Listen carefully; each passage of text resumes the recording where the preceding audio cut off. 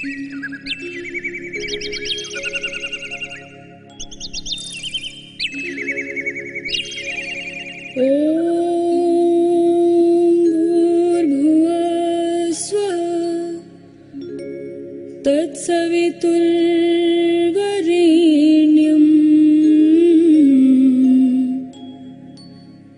भर्गो देवस्य सम्मान के योग्य आर्य सज्जनों, बहुत प्रसन्नता का विषय है कि आज हम पूज्य स्वामी सत्यपति जी महाराज को पुनः आपके समक्ष उपस्थित कर रहे हैं। पूज्य स्वामी जी पिछले 50 वर्षों से निरंतर देश विदेश में उन्होंने प्रचार किया है। तक मैं समझ पाया हूँ, आर्य समाज की स्थापना के उपरांत, स्वामी दयानंद जी के उपरांत योग विद्या का, ब्रह्म विद्या का, समाधि विद्या का जितना अधिक प्रचार प्रसार आपने किया है, कम ही लोगों ने किया है। आपके जीवन की विशेषता रही है, आप सूक्ष्मता से यम नियम का पालन करते हैं। मैंने पिछले 36 वर्षों से आपको देखा है, रोजाना कम से कम 3 घंटे तक ईश्वर की उपासना एक आसन पे स्थिर होकर के करते हैं।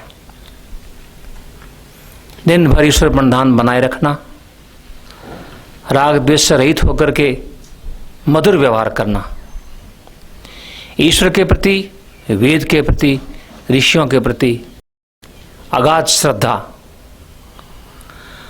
और हमारे जैसे देश भर में सैकड़ों हजारों हताश निराश व्यक्तियों को आपने प्रेरणाएं दी हैं। उनके जीवन के अंदर शांति का, उत्साह का, पराक्रम का प्रचार प्रसार किया है। आज भी आपके जीवन के अंदर अद्भुत एक अग्नि सी है। हम ऐसी कामना करते हैं कि स्वामी जी शीघ्र स्वस्थ हो जाएं। आपकी भी इच्छा है। आपके प्रवचनों को आप सुनेंगे टेप के अंदर, तो आपको एक विशेष ज्वाला मिलेगी, आपको एक अग्नि मिलेगी। स्वामी जी की इच्छा है सारे विश्व के लोगों को हम योगी बना दें। ये महान श्रद्धा और भावना आपके अंदर है। तो आज आप स्वामी जी महाराज के विचारों को सुनेंगे कुछ काल के लिए। मैं स्वामी जी से प्रार्थना करता हूँ कि अपने विचार देश और विदेश के अंदर जो हजारों व्यक्ति आपके भक्त हैं, आपके श्रोता हैं, आपके चाहक हैं, शिष्य हैं, उनके प्रति मधुर वाणी उपदेश प्रदान करेंगे। पूज्य स्वामी जी महाराज। समादरणीय आचार्य जी, स्वामी जी महाराज, उपस्थित सज्जनों, माताओं,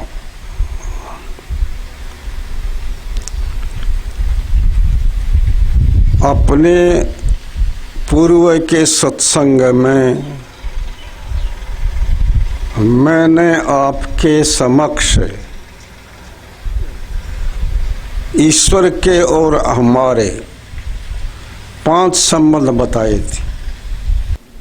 छठा संबंध सुनिए। ईश्वर हमारा उपास्य है, हम ईश्वर के उपासक हैं। क्या समझ में आया? छठा संबंध, ईश्वर हमारा उपास्य है, हम ईश्वर के। 7वां संबंध, ईश्वर हम सब में व्यापक है, हम ईश्वर में व्याप्य हैं। व्याप्य व्यापक संबंध, ये अगला संबंध है। व्याप्य व्यापक संबंध है। ईश्वर हम सब में व्यापक है, हम ईश्वर में व्याप्य हैं। ईश्वर सर्व देश में रहता है, हम ईश्वर के एक देश में रहते। सर्व व्यापक और व्याप्य, 7 संबंध हो गए। जिसके हमने संबंध बताए वो क्या वस्तु है? हाँ, ईश्वर एक वस्तु है। ईश्वर एक पदार्थ है, ये कहो। ईश्वर एक द्रव्य है, ईश्वर एक चीज है। ये वस्तु, पदार्थ, चीज सभी एक ईश्वर को कहने वाले। आप ध्यान दें कि किसी बात में प्रमाण चाहिए, प्रमाण। ईश्वर एक वस्तु है, ध्यान देंगे। स्वामी दयानंद सरस्वती जी ने लिखा है क्या, जो चेतन मात्र वस्तु, क्या समझे?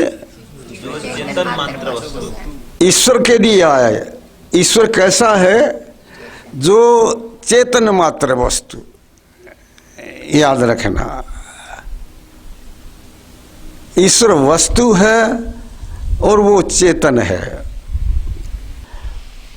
ध्यान दें कि वस्तु दो प्रकार की संसार में देखने को मिलती है, एक चेतन वस्तु और एक जड़ वस्तु।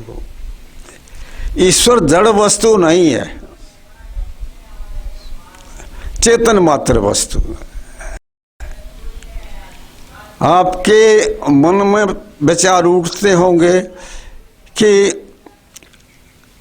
ये जो चेतन शब्द आया है, चेतन, चेतन का अर्थ भी जानना चाहिए।